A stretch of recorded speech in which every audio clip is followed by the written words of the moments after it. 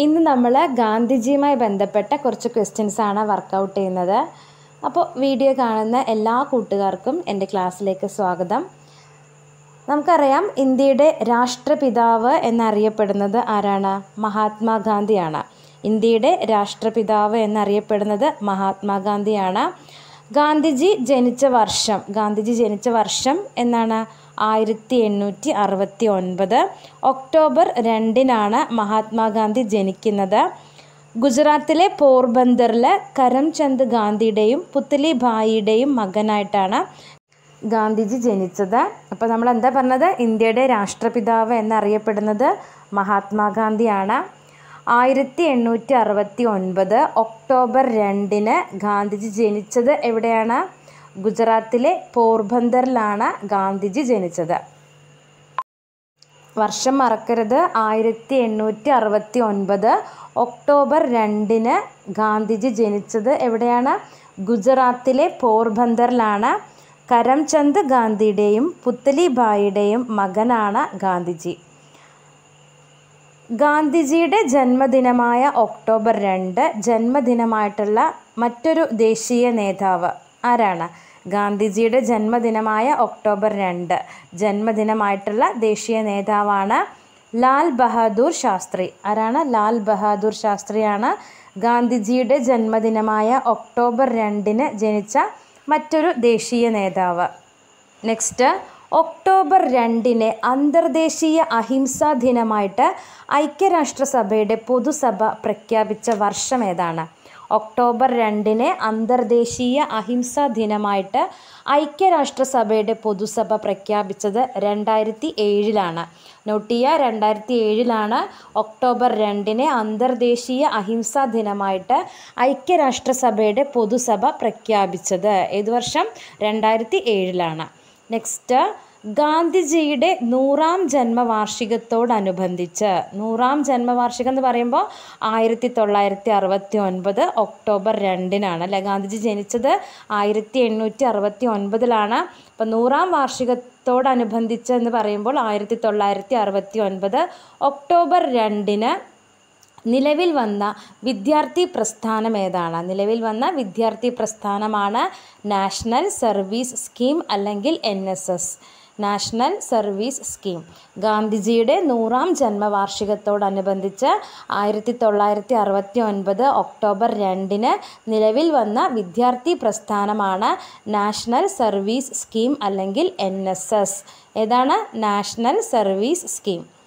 അടുത്ത ക്വസ്റ്റ്യൻ, 1948 ജനുവരി 30 കൊല്ലപ്പെടുമ്പോൾ, അപ്പോൾ ഗാന്ധിജി കൊല്ലപ്പെട്ട വർഷം 1948 ജനുവരി 30 കൊല്ലപ്പെടുമ്പോൾ ഗാന്ധിജിക്ക് എത്ര വയസ്സ് പൂർത്തിയായിരുന്നു? എത്ര വയസ്സാണ്? 78 വയസ്സ്. നോട്ട് ചെയ്യുക, ഗാന്ധിജി കൊല്ലപ്പെടുമ്പോൾ ഗാന്ധിജിയുടെ വയസ്സ് 78 വയസ്സായിരുന്നു. രക്തസാക്ഷി ദിനമായിട്ട് ഇന്ത്യയിൽ ആചരിക്കുന്നത് എന്നാണ്? ജനുവരി 30. രക്തസാക്ഷി ദിനമായിട്ട് ഇന്ത്യയിൽ ആചരിക്കുന്നത് ജനുവരി 30. നെക്സ്റ്റ്, ഗാന്ധിജിയെ രാഷ്ട്രപിതാവ് എന്നാദ്യമായിട്ട് അഭിസംബോധന ചെയ്തത് ആരാണ്? ഗാന്ധിജിയെ രാഷ്ട്രപിതാവ് എന്നാദ്യമായിട്ട് അഭിസംബോധന ചെയ്തത് ആരാണ്? സുഭാഷ് ചന്ദ്രബോസ്. ഗാന്ധിജിയെ രാഷ്ട്രപിതാവ് എന്നാദ്യമായിട്ട് അഭിസംബോധന ചെയ്തത് സുഭാഷ് ചന്ദ്രബോസ് ആണ്. ഗാന്ധിജിയെ മഹാത്മാ എന്ന് വിളിച്ചത് ആരാണ്? ഗാന്ധിജിയെ മഹാത്മാ എന്ന് വിശേഷിപ്പിച്ചത് ആരാണ്? ഗാന്ധിജിയെ മഹാത്മാ എന്ന് വിളിച്ചത് ആരാണ്? രബീന്ദ്രനാഥ ടാഗോർ. ആരാണ്? രബീന്ദ്രനാഥ ടാഗോർ ആണ് ഗാന്ധിജിയെ മഹാത്മാ എന്ന് വിളിച്ചത്. അപ്പോൾ ഗാന്ധിജിയെ രാഷ്ട്രപിതാവ് എന്ന് ആദ്യമായിട്ട് അഭിസംബോധന ചെയ്തത് സുഭാഷ് ചന്ദ്രബോസും ഗാന്ധിജിയെ മഹാത്മാ എന്ന് വിളിച്ചത് രബീന്ദ്രനാഥ ടാഗോറുമാണ്. നെക്സ്റ്റ്, 1893 ഏത് സ്ഥാപനത്തിൻ്റെ കേസ് വാദിക്കാനായാണ് ഗാന്ധിജി ദക്ഷിണാഫ്രിക്കയിലേക്ക് പോയത്? 1893 ഏത് സ്ഥാപനത്തിൻ്റെ കേസ് വാദിക്കാനായാണ് ഗാന്ധിജി ദക്ഷിണാഫ്രിക്കയിലേക്ക് പോയത്? നോട്ട് ചെയ്യുക, ദാദാ അബ്ദുള്ള ആൻഡ് കമ്പനിയുടെ കേസ് വാദിക്കാൻ വേണ്ടിയിട്ടാണ് ഗാന്ധി ദക്ഷിണാഫ്രിക്കയിലേക്ക് ഏത് വർഷം? 1893 പോയത്.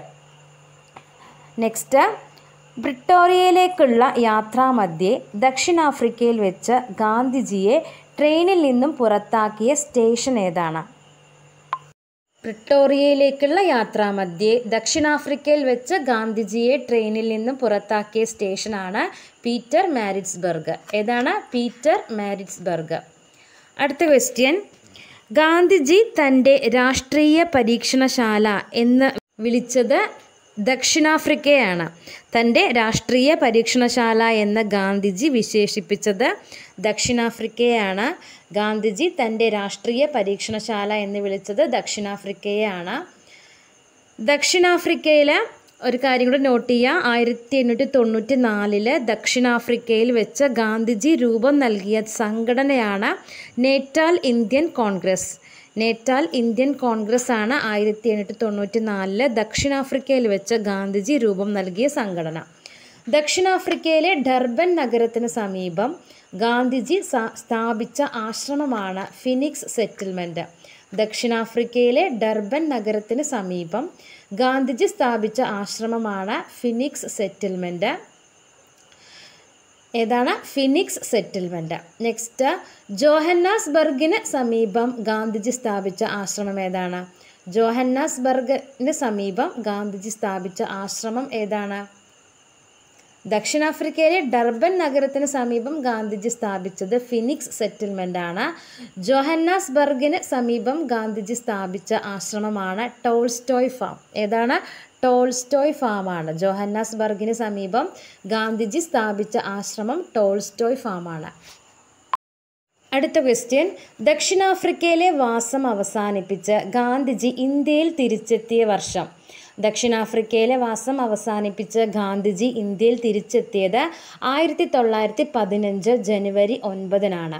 1915 ജനുവരി 9-നാണ്.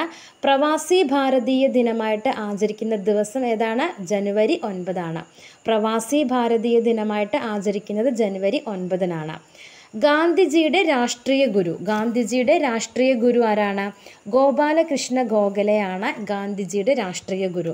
ഗാന്ധിജിയുടെ രാഷ്ട്രീയ ഗുരു ഗോപാലകൃഷ്ണ ഗോഖലെയാണ്. ഗാന്ധിജി തൻ്റെ ആത്മകഥ രചിച്ചത് ഏത് ഭാഷയിലാണ്? ഗാന്ധിജി തൻ്റെ ആത്മകഥ രചിച്ചത് ഗുജറാത്തി ഭാഷയിലാണ്. ഗാന്ധിജി തൻ്റെ ആത്മകഥ രചിച്ചിരിക്കുന്നത് ഗുജറാത്തി ഭാഷയിലാണ്. ഗാന്ധിജിയുടെ ആത്മകഥ ഇംഗ്ലീഷിലേക്ക് വിവർത്തനം ചെയ്തത് ആരാണ്? ഗാന്ധിജിയുടെ ആത്മകഥ ഇംഗ്ലീഷിലേക്ക് വിവർത്തനം ചെയ്തത് മഹാദേവ് ദേശായി ആണ്. ഗാന്ധിജിയുടെ ആത്മകഥ ഇംഗ്ലീഷിലേക്ക് വിവർത്തനം ചെയ്തത് മഹാദേവ് ദേശായി. ഗാന്ധിജിയുടെ മനസാക്ഷി സൂക്ഷിപ്പുകാരൻ എന്നറിയപ്പെടുന്നത് സി രാജഗോപാലാചാരിയാണ്. ഗാന്ധിജിയുടെ മനസാക്ഷി സൂക്ഷിപ്പുകാരൻ എന്നറിയപ്പെടുന്നത് സി രാജഗോപാലാചാരിയാണ്. നെക്സ്റ്റ്, ഗാന്ധിജിയുടെ ആത്മകഥാ പരമ്പരയായി 1925-28 കാലഘട്ടത്തിൽ പ്രസിദ്ധീകരിച്ച വാരികയാണ് നവജീവൻ. ഗാന്ധിജിയുടെ ആത്മകഥാ പരമ്പരയായിട്ട് 1925-28 കാലഘട്ടത്തിൽ പ്രസിദ്ധീകരിച്ച വാരികയാണ് നവജീവൻ. ഗാന്ധിജിയുടെ ആത്മകഥയിൽ പരാമർശിക്കപ്പെടുന്ന കാലഘട്ടം 1869 മുതൽ 1923 വരെയാണ്. ഗാന്ധിജിയുടെ ആത്മകഥയിൽ പരാമർശിക്കപ്പെടുന്ന കാലഘട്ടം 1869 മുതൽ 1923 വരെയാണ്. നെക്സ്റ്റ്, 1922 ഫെബ്രുവരി 4 ഉണ്ടായ ചൗരി ചൗര ആക്രമങ്ങളെ തുടർന്ന് ഗാന്ധിജി നിർത്തിവെച്ച പ്രക്ഷോഭം ഏതാണ്? 1922 ഫെബ്രുവരി 4 ഉണ്ടായ ചൗരി ചൗര ആക്രമങ്ങളെ തുടർന്ന് ഗാന്ധിജി നിർത്തിവെച്ച പ്രക്ഷോഭമാണ് നിസ്സഹകരണ സമരം.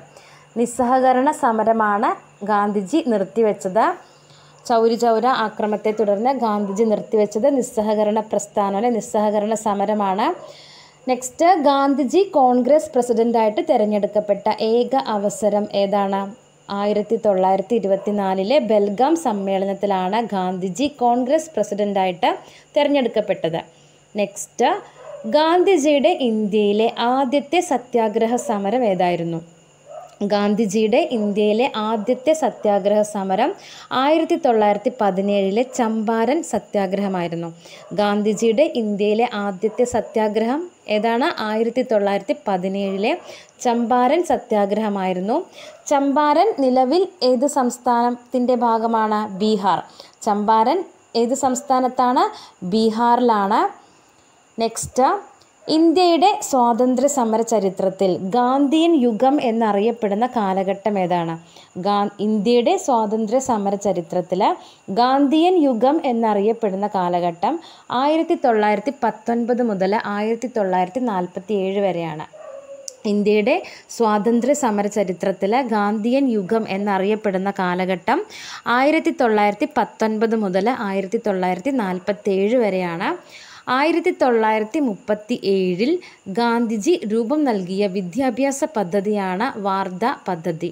1937 നോട്ട് ചെയ്യുക. 1937 ഗാന്ധിജി രൂപം നൽകിയ വിദ്യാഭ്യാസ പദ്ധതിയാണ് വാർധ പദ്ധതി. അപ്പോൾ ഗാന്ധിയൻ യുഗം എന്നറിയപ്പെടുന്ന കാലഘട്ടം 1919 മുതൽ 1947 വരെയാണ്. 1937 ഗാന്ധിജി രൂപം നൽകിയ വിദ്യാഭ്യാസ പദ്ധതിയാണ് വാർധ പദ്ധതി. നെക്സ്റ്റ്, ഗാന്ധിജിയുടെ പ്രസിദ്ധമായ ദണ്ഡി മാർച്ചോടെ ആരംഭിച്ച ദേശീയ പ്രക്ഷോഭം ഏതാണ്? ഗാന്ധിജിയുടെ പ്രസിദ്ധമായ ദണ്ഡി മാർച്ചോടെ ആരംഭിച്ച ദേശീയ പ്രക്ഷോഭമാണ് നിയമലംഘന പ്രസ്ഥാനം. വർഷം 1930. ഗാന്ധിജിയുടെ പ്രസിദ്ധമായ ദണ്ഡി മാർച്ചോടെ ആരംഭിച്ച ദേശീയ പ്രക്ഷോഭമാണ് നിയമലംഘന പ്രസ്ഥാനം. വർഷം 1930. ദണ്ഡി മാർച്ച് ആരംഭിച്ചതെന്നാണ്? 1930 മാർച്ച് 12-നാണ് ദണ്ഡി മാർച്ച് ആരംഭിച്ചത്. 1930 മാർച്ച് 12-നാണ് ദണ്ഡി മാർച്ച്. നെക്സ്റ്റ്, പിൻതീയതിയിട്ട ചെക്ക് എന്ന് ഗാന്ധിജി വിശേഷിപ്പിച്ചത് എന്തിനെയാണ്? പിൻതീയതിയിട്ട ചെക്ക് എന്ന് ഗാന്ധിജി വിശേഷിപ്പിച്ചത് 1942 ക്രിപ്സ് ദൗത്യത്തെയാണ്. പിൻതീയതിയിട്ട ചെക്ക് എന്ന് ഗാന്ധിജി വിശേഷിപ്പിച്ചത് 1942 ക്രിപ്സ് ദൗത്യത്തെയാണ്. പ്രവർത്തിക്കുക അല്ലെങ്കിൽ മരിക്കുക എന്ന് ഗാന്ധിജി ആഹ്വാനം ചെയ്തത് ഏത് സമരത്തോടനുബന്ധിച്ചാണ്?